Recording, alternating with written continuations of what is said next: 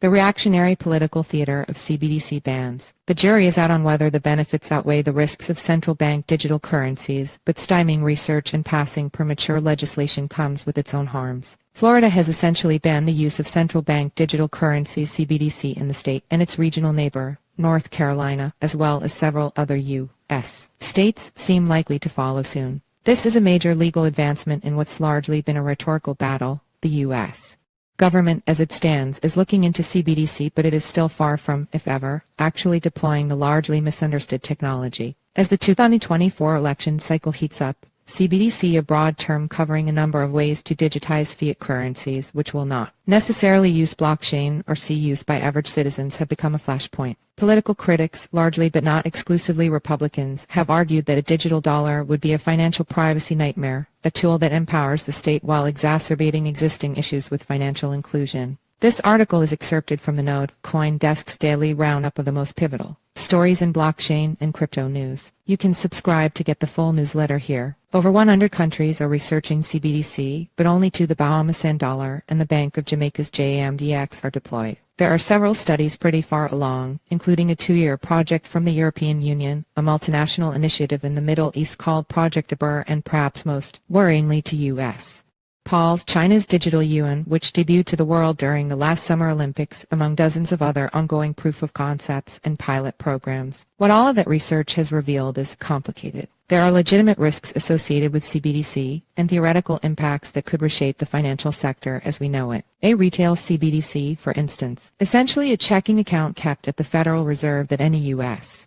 resident would be entitled to use, would compete against private banks and credit unions, numerous studies have found. Would that really be bad? At least on my end, I'm a proud supporter of broad, universal programs that provide people access to stuff, whether that's government setting aside land for the public good or systems, like Bitcoin and Ethereum, that do something similar for finance. More to the point, CBDC would be large systems where the full range of outcomes is not currently understood. That hasn't stopped people from saying definitively that a theoretical CBDC risks outweigh the benefits. Circle, the stablecoin issuer, has come out strongly against them. So has Florida Governor Ron DeSantis, a possible Republican presidential candidate who will soon have the chance to pass into law the bill he proposed to Florida legislators banning CBDC in the state. See also Florida Gov.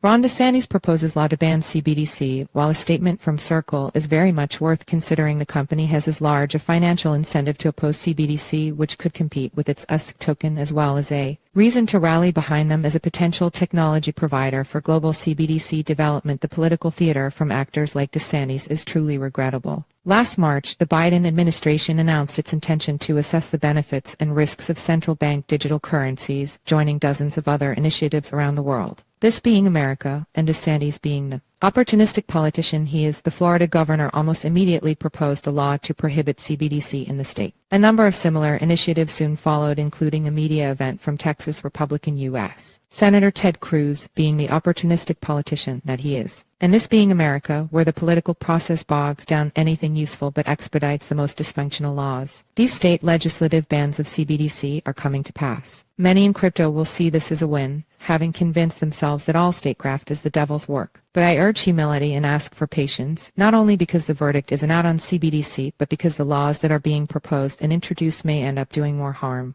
North Carolina's representatives are going to block the state from participating in potential CBDC experiments. So when did research become a bad thing? Florida literally redefined what money is to exclude CBDC. While the Bitcoin Policy Institute has praised DeSantis' action in particular, it also published a report stating all this anti-CBDC fervor may end up impeding the industry's growth by introducing poorly written rules or causing politicians to reject pro-crypto reforms. This is to say nothing of the latent xenophobia in many CBDC critiques, which often says a digital dollar or digital euro would be used as a tyrant's tool because CBDC have more or less become synonymous with the digital yuan, a topic my colleague Emily Parker explored in a recent article. Or the idea that CBDC might prevent the types of financial censorship/replatforming that critics predict, precisely because a CBDC may be subject to constitutional protections that banks do not have to follow. See also, if money is speech, CBDC should be tools for freedom opinion. In the end, CBDC may not be advisable in the U.S.